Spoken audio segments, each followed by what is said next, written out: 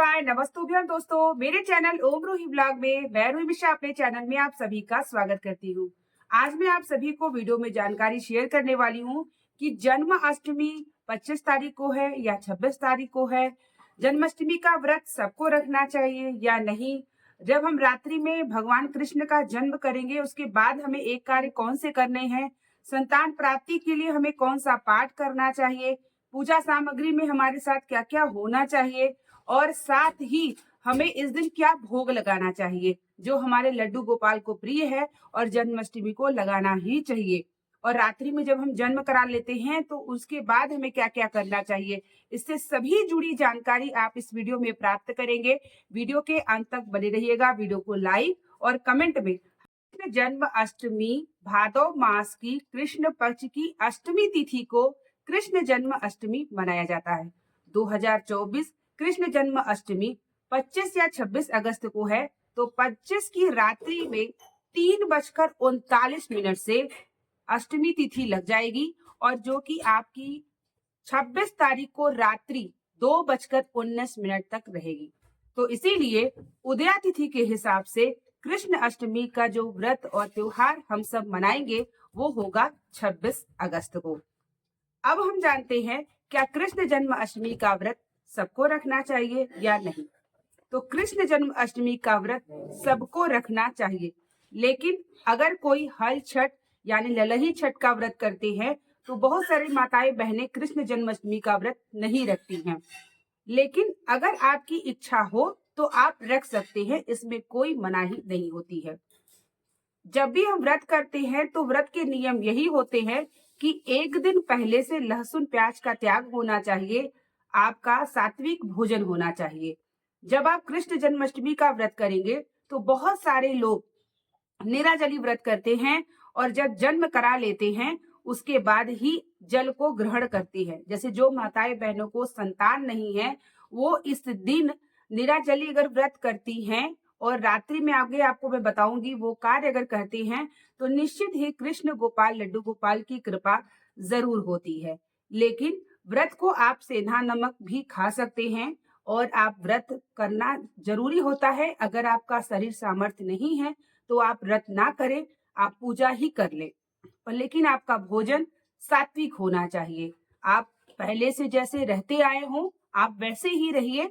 अगर आप पहली बार उठाना चाहते हैं तो आपका अगर शरीर स्वस्थ है तो आप जो है बिना नमक के भी फल वगैरह ग्रहण कर सकते हैं, और अगर आप नमक खाना चाहें सेंधा नमक तो उसका भी इस्तेमाल आप व्रत में कर सकते हैं।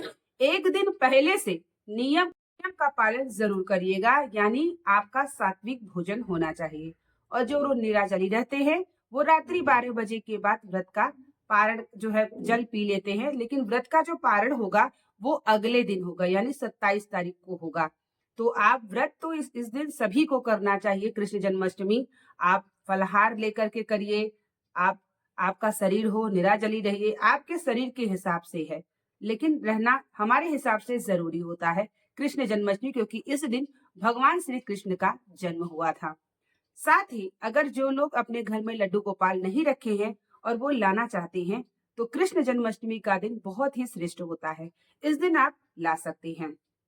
अब हम जानते हैं कि भोग में हमें क्या क्या रखना चाहिए। तो भोग में हमें धनिये की पंजीरी श्रेष्ठ है, बहुत जरूरी होता है कि भोग में आप धनिये की पंजीरी रखिएगा। बहुत सारे स्थानों में लोग कई प्रकार के भोग लगाते हैं, लेकिन यथासंभव आप लड्डू गोपाल के प्रिय भोगों को जरूर रखिएगा।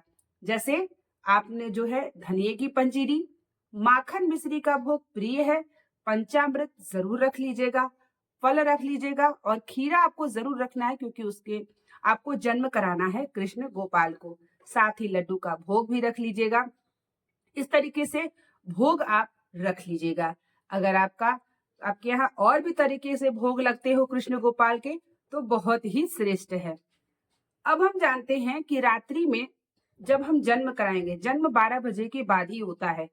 जब आप जन्म कराएंगे तो जन्म के समय आपके पास खीरा, भोग लगाने के लिए सभी सामग्री, लड्डू गोपाल के लिए नए वस्त्र और उपहार देने के लिए लड्डू गोपाल को कुछ और झूला जरूर रखना है, क्योंकि जो माताएं बहनें या जो भी लोग हैं सभी लोगों को इस दिन झूला जरूर झुलाना चाहिए। जब आप जन्म करा लेते हैं लड्डू गोपाल को, उनको स्नान शुद्ध गंगा जल से, कच्चे दूध से गाय का स्नान कराइए। उसके बाद आपको जो है खीरे में लड्डू गोपाल को जन्म कराने से पहले रख लीजिएगा। उसके बाद पूजा सामग्री में श्रृंगार के सामान जैसे होते हैं पुष्प वगैरह, तुलसी वगैरह, इत्र वगैरह, पीला चंदन, ये सभी चीजें रख लीजिएगा, भोग रख लीजिएगा।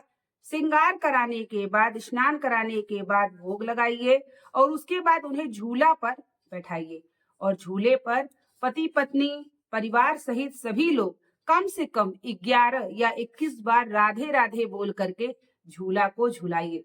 जब आप लड्डू गोपाल को झूला झुलाएंगे तो राधे राधे या जय श्री कृष्णा बोलते रहिएगा और उनसे अपने इच्छा या कामना या संतान प्राप्ति या संतान की सुख के लिए या कोई भी हो सकती है आपकी कामना, वो जरूर बोलिएगा। जब आप कृष्ण जन्माष्टमी के दिन आप झूला झुलाते हैं लड्डू गोपाल को और अपने हृदय की बात को कहते हैं तो लड्डू गोपाल उसे स्वीकार करते हैं। साथ ही संतान प्राप्ति, संतान सुख के लिए इस दिन जो है सभी को गोपाल अष्टकम का पाठ करना चाहिए या गोपाल सहस्त्र नाम का पाठ करना चाहिए या श्री कृष्णाष्टकम का पाठ करना चाहिए। सभी माताओं बहनों को करना चाहिए और जिसे संतान का सुख नहीं है उन्हें तो जरूर करना चाहिए और लड्डू गोपाल से आंचल पसार के झूला झुलाते हुए अपने गोद भरने की और संतान प्राप्ति के लिए जरूर से जरूर बोलना चाहिए।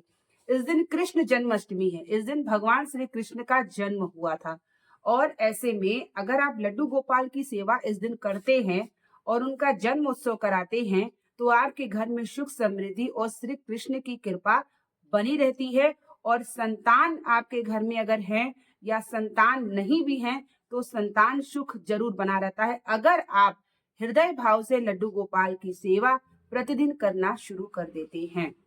इस दिन अपने बच्चों को जब लड्डू गोपाल को टीकाकरण करेंगे और टीकाकरण आपको कैसे करना है, लड्डू गोपाल को हल्दी, पीला चंदन, केसर 3 चीज मिला के लड्डू गोपाल को टीकाकरण करिए और वही टीकाकरण सब परिवार को लगाइए।